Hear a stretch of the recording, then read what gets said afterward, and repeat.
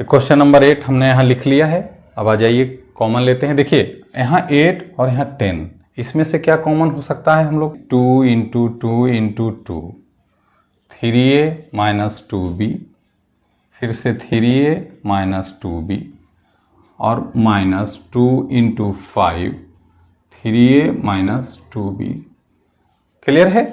समझ में आने के लिए हमने अलग अलग कर दिया। स्क्वायर था 2 बार, इसको प्राइम फैक्टर, इसका भी प्राइम फैक्टर। अब देखिए यहाँ से क्लियर पता चलता है कि हमारा कॉमन क्या होगा। 2 2, 3a minus 2b, 3a minus 2b ले लीजिए कॉमन। 2 3a माइनस 2b, ये कॉमन आ गया। अब यहाँ क्या बच गया? 2 कॉमन लिए तो 2 दूना 4, 4 यहाँ आ गया। और 3a माइनस 2b जब कॉमन लिए तो बचा क्या? 3a minus 2b, 3a minus 2b यहाँ से।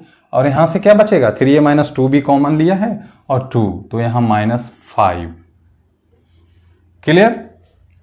चलिए 2 3a माइनस 2b और इसको मल्टीप्लाई जब कर दें ब्रैकेट हटाने के लिए तो 12a माइनस 8b माइनस 5, ये हमारा आंसर। क्लियर? अगर वीडियो अच्छा लगा तो सब्सक्राइब जरूर कीजिए। 3a का क्वेश्चन नंबर 9 हम लोग इसको बनाते हैं। तो फैक्टराइज करना है। Find the factor of this question. आ जाइए फाइंड कर लेते हैं क्या होगा। यहाँ से देखिए दोनों में से कॉमन क्या होगा। अगर आप इसको एक्सपेंड करके लिखें तो देख लीजिए, आप लोग के लिए आसानी के लिए लिख देते हैं x, फिर से x plus by, x plus by का होल स्क्वायर लिख सकते हैं, कोई दिक्कत है?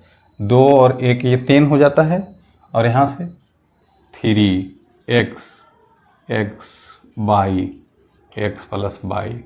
देखिए तो कितना आसान हो गया। अब यहाँ से x और x प्लस बाई कॉमन, यहाँ से x प्लस बाई कॉमन ले लीजिए, x प्लस बाई कॉमन। अब बचा क्या? x और x बाई कॉमन बचा, ये बच गया हमारे पास x प्लस बाई का होल स्क्वायर माइनस, यहाँ से देख लीजिए 3x और y, यही हमारा बच गया। यहाँ से x तो कॉमन आ गया है और x प्लस बाई कॉमन आ गया। क्लियर? बचा क्या? 3x Y. क्लियर? अब आ जाइए x प्लस बाई। अब इसको तोड़ दीजिए। फॉर्मूला होता है a प्लस बी का whole square is equal to क्या होता है?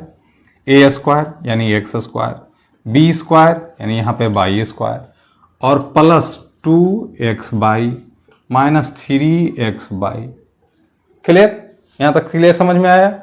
लिख सकते हैं यहाँ पर आप, चूँकि a प्लस बी का whole square is equal to a square plus B square plus 2ab। Clear है ना? अब आ जाइए, देखिए 2x Y plus 3x Y minus, तो प्लस माइनस जब होता है तो हम लोग क्या करते हैं? उसको घटा देते हैं। तो आ जाइए x प्लस बाई। क्लियर है? x square plus by square और 3 में से 3x बाई में 2x बाई क्या गया तो कितना बचेगा? x by. और चिन्ह निगेटिव रहेगा, क्यों? क्योंकि निगेटिव साइन वाला जो नंबर है वो बड़ा है। यही हमारा क्या होगा? Final answer. क्लियर? इसको फैक्टराइज करना है। अब क्या करें? देखिए इन दो में से कुछ ऐसा कॉमन हो और इन दो में से अगर कुछ ऐसा कॉमन लें कि दोनों के बीच में फिर से कॉमन लिया जा सके। अब देखिए तो इन दोनों में से क्या कॉमन हो सकता है? x कॉमन ले लीजिए। यहाँ से क्या बचेगा? x, यहाँ से क्या बचेगा? Plus by. इन दोनों में से कॉमन सबसे पहले क्या होगा? माइनस का साइन। और फिर कॉमन क्या होगा? 2 है, यहाँ भी 2 है, ये 2 है और ये z है, ये z है। 2 कॉमन हो गया। इन दोनों के बीच में क्या कॉमन है? z। यहाँ से क्या बचा? x प्लस हो जाएगा क्योंकि माइनस साइन कॉमन हो गया और यहाँ से क्या बचेगा? Plus by. अब देखिए इन दोनों के बीच में फिर से कॉमन क्या हो रहा है? x प्लस बाई और x प्लस बाई। बहुत simple, x plus Y common ले लीजिए। यहाँ से बचा x, यहाँ से बचा minus 2z। Clear? Question number 10 factorisation. यहाँ से देखिए इन दोनों के बीच में क्या कॉमन है? 5 अगर कॉमन आप ले लीजिए तो क्या बचेगा? x plus 2। अब देखिए तो x प्लस 2 के टर्म में ये आएगा क्या, यहाँ 2 है, इन दोनों से क्या कॉमन लेंगे कि x प्लस 2 हो जाएगा। ये मन के अंदर सोचना है, बहुत आसान हो जाता है। देखिए अगर उसमें से आप एक्स स्क्वायर कॉमन लीजिए तो यहाँ एक्स क्यू है, एक्स स्क्वायर उससे कॉमन लेंगे तो एक्स बचेगा, क्योंकि आप लोग जानते हैं एक्सपोनेंट चैप्टर पढ़े हैं कि एक्स स्क्वायर इंटू एक्स क्या होगा, पावर जुड़ जाता है, अगर बेस इक्वल होता है तो एक्स क्यू हो जाएगा तो यहाँ से एक्स बचेगा। और जब एक्स स्क्वायर यहाँ से कॉमन लिए तो यहाँ से क्या बचेगा, एक्स प्लस 2। देखिए क्लियर है, एक्स प्लस टू दोनों में है ना। तो इसको कर लेते हैं हम लोग, यहाँ से एक्स स्क्वायर कॉमन, एक्स और यहाँ से प्लस 2, इसमें से प्लस 5 कॉमन, एक्स प्लस 2। अब देखिए ये दो टर्म, इन दोनों के बीच में क्या कॉमन है, इन दोनों के बीच में कॉमन है एक्स प्लस 2। तो अब फिर से कॉमन हम लोग लेंगे, एक्स प्लस 2 कॉमन ले लिए, यहाँ से बचेगा एक्स स्क्वायर और प्लस 5, ये हमारा आंसर हो गया। क्लियर। क्वेश्चन नंबर 12, क्वेश्चन लिखा हुआ है a cube b minus a square b plus 5ab minus 5b।